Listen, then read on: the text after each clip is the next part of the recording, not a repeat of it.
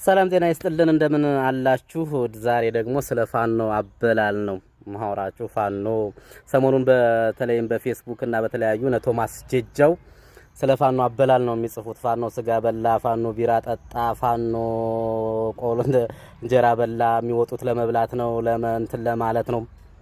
አፈር አባክ ብላ ንገሩት። ቶማስ ጀጃው ማለት የአማራ አክቲቪስቶች ስብሰባ ተሰብስበን በአድኖች ከደሞዛችሁ በተጨማሪ 15 ሺህ ብር እንክፈላችሁ ሲሉ ተኛ የተገነጠለ ነው። ከአማራ አክቲቪስት ተገንጥሎ ለዛች 15 ሺህ ብር ብሎ ከአማራ አክቲቪስትነት ወጥቶ የብአዴን አክቲቪስት የሆነ መጨረሻም ላይ ደግሞ እየተመቻቸው ሲሄድ እና አብይ አህመድ ተቀብለውት ቶማስ ጀጃውና አምደ ማርያም እዝራና ሌሎችም አሉ። ይሄ ስኳድ የብአዴን አክቲቪስቶች የሆኑት ባንድ ወቅት ከኛ እንግዲህ የአማራን አክቲቪስትነት ሲያቀጣጥሉ የነበሩ ልጆች በዚህ በ15 ሺህ ብር የተሸጡ ሰዎች ናቸው። ለመብላት ቢፈልግ የአማራ ፋኖም በዛ ልክ ይሆናል። በመጀመሪያ እነዚህ ሰዎች ማንም የሚከተላቸው የለም። አሁንም ስርዓቱንም እየተጫወቱበት ነው። እየቀፈሉ ፋኖን ተሳደብን እያሉ ብር እየተቀበሉ ሆቴል ተከፍሎላቸው የተቀመጡ ሰዎች ናቸው መጀመሪያ አጀንዳው። ነገር ግን ሌላም እንትን እያለባቸው ብዙ የተሳሳተ እንትን ያላቸው ስለሆነ ፑል ቤት ስትገባ ፑል ቤት ሆነህ ነው የምትታገለው። ሆነ ቦታ ስትሄድ እንደዚህ ነው ደደብ ውጣና ታገል። አንተ ውጣና ታገል። መጀመሪያ ፋኖ የህዝብ ልጅ ነው። ፋኖ ቸግሮት አልወጣም። ፋኖ የሚበላው አላጣም።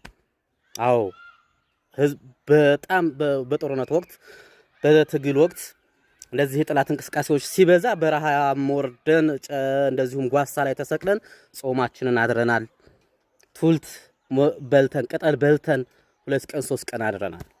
ነገር ግን ሁልጊዜ ቅጠል ስንበላ ሁልጊዜ ቆሎ ስንበላ አይደለም የምንኖረው።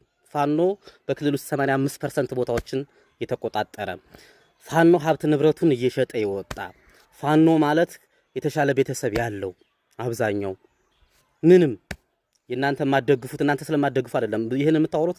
እዛ ተጎልተህ ሚስትህን አቅፈህ ወይም እንትን ውስጥ ተወሽቀህ ስጠጣ ስቅም የምትውል ስታጨስ የምትውል ስጋ ስትበላ የምትውል ግን ፋኖ ስጋ ሲበላ እንዴ እነዚህማ ለመስረቅ ነው የወጡት ለመብላት ነው የወጡት እያልክ የምታወራው ወረኛ ቶማስ ጀጃው የጥላት አጀንዳ እያራገቡ ስለሆነ እነሱን ተከተለህ የምትሄድ ስማይ ፋኖ ሼር አድርጉት። ፋኖ የሆናችሁ የፋኖ ደጋፊ ሆናችሁ ሼር ኮፒ ሊንክ እያደረጋችሁ ይሄን መረጃ አድርሱት።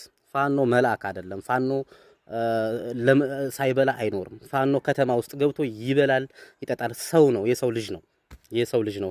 ፋኖ ታጋይ ስለሆነ ጥሬ ቆርጥሞ ወይም ቅጠል በልቶ ብቻ ይኑር አይባልም። አዎ እንደዛ ምን ሆነበት ጊዜ አለ።